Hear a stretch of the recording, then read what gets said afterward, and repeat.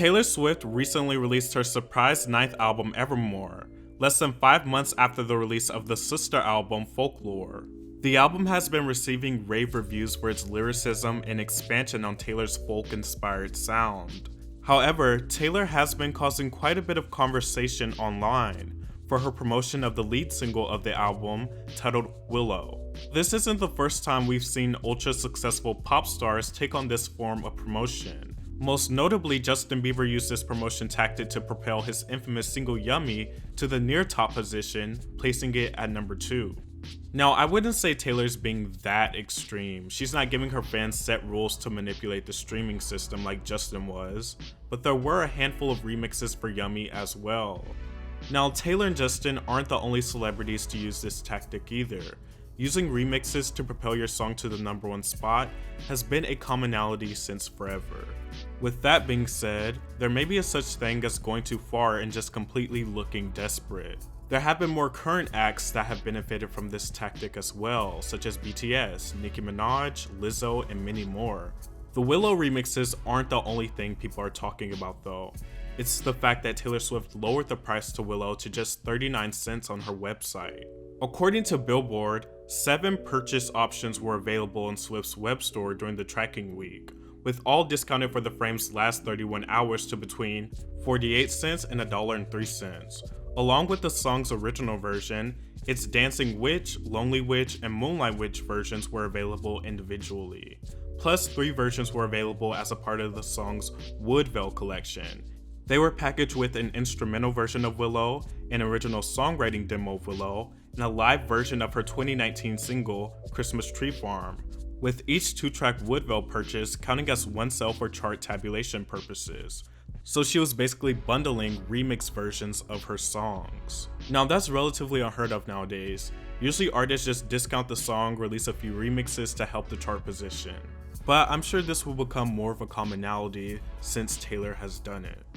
Now, it was a tight race to the number 1 spot considering most of the charts right now is filled with Christmas music, with Mariah Carey's All I Want for Christmas Is You returning to the number 1 spot for the 2nd time, which can explain why Taylor went so hard. I will never fault any artist for wanting to go number 1, that's an amazing feat to have. What doesn't really make sense to me about this particular circumstance is Taylor's surprise dropped an album with absolutely no promotion, and it's been doing well and receiving great reviews. I feel like the calculation that backed Willow just sort of defeated the purpose of a surprise drop. I'm not saying when an artist drops a surprise release that they aren't supposed to promote it or are just supposed to release it and never revisit it. However, I do think that the surprise release that was started by Beyonce has become known as a move that is anti-pop star and anti-industry norms, and Taylor's push for Willow goes against that exact sentiment. Could it be considered a bit much? Absolutely. But ultimately, a number 1 position doesn't guarantee staying power, longevity, or even that the song will be a legit hit. A song may peak high, but that doesn't mean it has staying power. She is Taylor Swift, one of music's biggest superstars. I personally feel like she's climbed that mountain of not necessarily needing a hit anymore. Folklore was a redefining career album that also just helped showcase a spotlight on her talent and growth as an artist. No matter what she does, she's going to be successful. Taylor Swift doesn't need to chase a hit, but is it so bad that she wants one? My opinion is no. On one hand, I do think the extreme promotion defeats the purpose of a surprise drop. On the other hand, I think if you have a great output like Taylor has with these last few releases, it's natural for you to want your work to be recognized and to be the number 1 song, and that applies to any artist. However, there are distasteful ways to go about it, most notably the way Justin Bieber tried to achieve the feat with Yummy. Nonetheless, being the powerhouse that she is, Willow debuted at the number 1 spot, making history as Taylor becomes one of 3 female artists to debut 3 songs at number 1. And lastly, it's just a great track.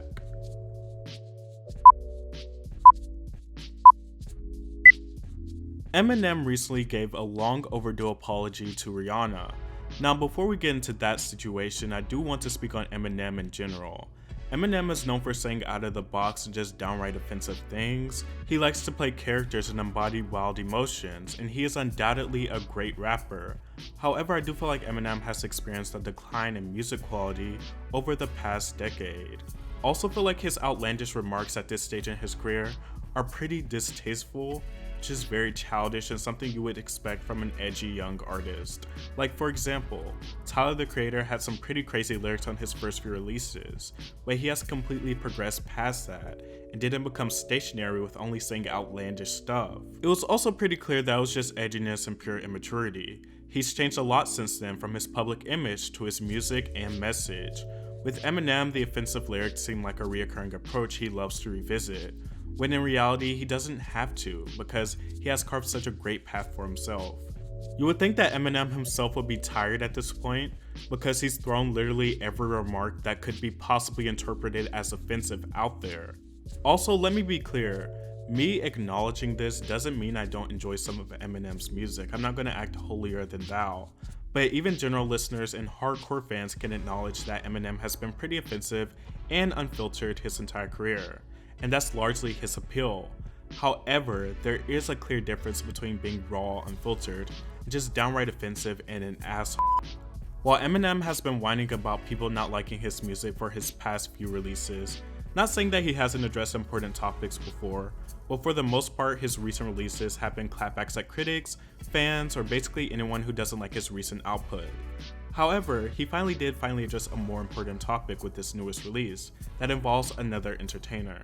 He apologized to Rihanna for an old song that leaked, where he basically said that he sided with Chris Brown after he assaulted her. Keep in mind, Rihanna has worked with Eminem multiple times, and they've achieved great success together. Their 2010 single Love the Way You Lie was an international smash that is now diamond certified for selling over 10 million plus copies in the United States alone. Now, it's disgusting in general, but what makes it even more disturbing that Eminem would say something like this is because Love the Way You Lie details the story of an abusive relationship. They also have a song called Love the Way You Lie Part 2, featured on Rihanna's Loud album, which serves as a sequel to the first collaboration.